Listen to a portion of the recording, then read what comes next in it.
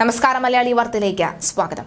കണ്ണൂർ എഡിഎമായിരുന്ന നവീൻ ബാബുവിനെതിരെ പരാതികൾ ഒന്നും ലഭിച്ചിട്ടില്ല എന്ന റവന്യൂ വകുപ്പിന്റെ വിവരാവകാശ രേഖ പുറത്ത്.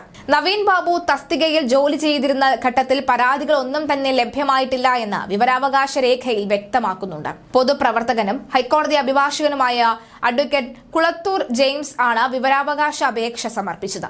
നവീൻ ബാബുവിനെതിരെ സർക്കാരിന് പരാതി ലഭിച്ചതായി റവന്യൂ സെക്രട്ടറിയുടെ ഓഫീസ് ഫയൽ രേഖപ്പെടുത്തി കാണുന്നുണ്ടോ എന്ന ചോദ്യത്തിന് മറുപടിയായാണ് പരാതികൾ ലഭ്യമായിട്ടില്ല എന്ന വിവരാവകാശ നിയമപ്രകാരം മറുപടി നൽകിയിരിക്കുന്നത്. നവീൻ ബാബു കൈക്കൂലി വാങ്ങിയതിന് തെളിവില്ല എന്ന റവന്യൂ വകുപ്പിന്റെ അന്വേഷണ റിപ്പോർട്ട് മുഖ്യമന്ത്രിക്ക് നേരത്തെ കൈമാറിയിരുന്നു. Land revenue joint commissioner A ഗീതയുടെ റിപ്പോർട്ടാണ് മന്ത്രി കെ രാജൻ മുഖ്യമന്ത്രിക്ക് കൈമാറിയത്. നവീൻ ബാബു കൈക്കൂലി വാങ്ങി എന്ന ആരോപണത്തിന് ഒരു തെളിവുമില്ലെന്നാണ് റിപ്പോർട്ടിൽ പറയുന്നത്. അതേസമയം നവീൻ ബാബുവിന്റെ മരണവുമായി ബന്ധപ്പെട്ട കേസിൽ ക്രൈംബ്രാഞ്ച് അന്വേഷണം ആവശ്യപ്പെട്ടിട്ടില്ല എന്ന് കുടുംബം വ്യക്തമാക്കി. തന്റെ സമ്മതമില്ലാതെ ക്രൈംബ്രാഞ്ച് അന്വേഷണം ആവശ്യപ്പെട്ട അഭിഭാഷകൻ എസ് ശ്രീകുമാറിന്റെ വക്കാലത്ത് നവീൻ ബാബുവിന്റെ ഭാര്യ മഞ്ജുഷ ഒഴിഞ്ഞിരുന്നു. മഞ്ജുഷ കൊടുത്ത അപ്പീലിൽ ക്രൈംബ്രാഞ്ച് അന്വേഷണം ആവശ്യപ്പെട്ടിരുന്നില്ല, ആവശ്യപ്പെടാൻ അഭിഭാഷകനെ ചുമതലപ്പെടുത്തിയിരുന്നതുമില്ല.